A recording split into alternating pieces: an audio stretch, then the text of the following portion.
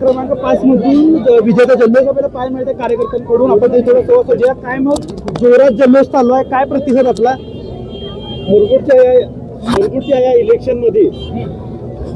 एक तर घाडगे आणि मुश्रीफ यांच्या अभद्र युतीला जनतेनं नाकारलेला आहे आणि ज्या खानांना मंडलिक साहेबांनी वर काढलं, हा खान त्यांना मोठं केलं, त्या खानाने गद्दारी केली आणि आता खान काढला. ह्या पद्धतीनं हे केलं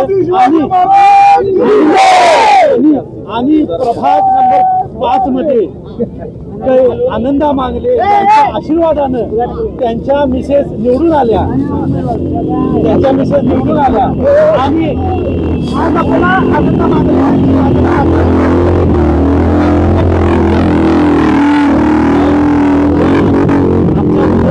बसलेला माणूस आहे.